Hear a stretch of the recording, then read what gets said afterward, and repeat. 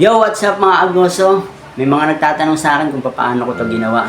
So madali lang yan guys. Alam kong kayang-kaya nyo rin yan guys. So ituturo ko ngayon kung paano ko to ginawa gamit ang CapCut. So guys, para lang to sa mga baguhan. Pero kung magaling na, pwede na tong install guys. So let's go, samahan nyo ako guys. Siyempre, una, magawa tayo ng video. Yan, acting lang tayo dun muna. Then, punta na yung CapCut. Sabay new project. Tapos, add na natin yung video natin. Aspect ratio 9.16. Then, check.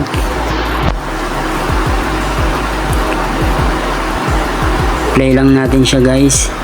Dito guys, so mag-delete tayo dito guys. So itap lang natin yan, split, then ayan, nasa unahan na yan, i-delete natin yan. Dito guys sa pangalawang video, itap lang din natin yan, sabay split, then ito yung nasa kaliwa guys, delete na natin yan. Then dito guys sa pangalawang video, so mag-delete din tayo dito guys.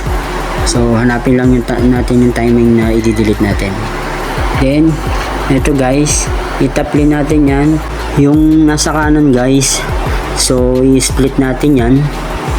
Then, i-delete natin yan. So, yan. Split. Then, delete. I-delete na rin natin yung CapCut na yan. Then, balik tayo sa second video. I-tap natin yan. Then, hanapin natin ang overlay. Then, overlay na yan. I-drag yan papunta doon sa gitna. Diyan. Kasi ita-timing natin yan guys. Ito timing natin kung saan sa nakatingin. Yan, dyan.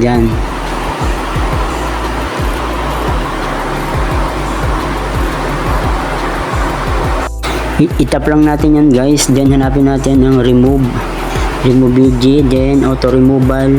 Then pag nag-green na siya, yan, nag-green na, check lang natin siya guys.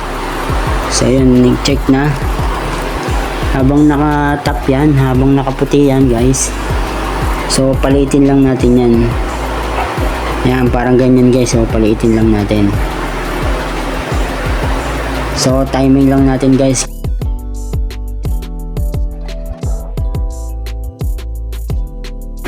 Then guys, itap lang natin video sa taas. Then split natin guys. Yung nasa unahan, i-delete natin yan. So yun guys, pag okay na, yung nasa ilalim, i-drag lang natin yan dyan guys. Yan. So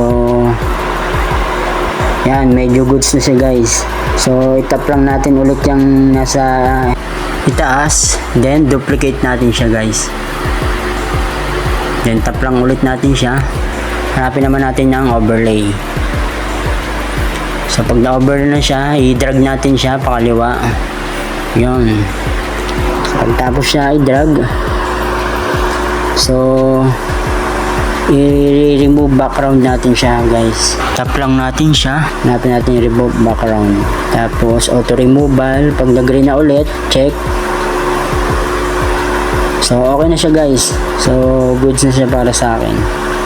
Pero ito timing lang natin siya guys dito guys, kasi hindi pa siya medyo timing. So kayo na bahala mag-timing dyan guys.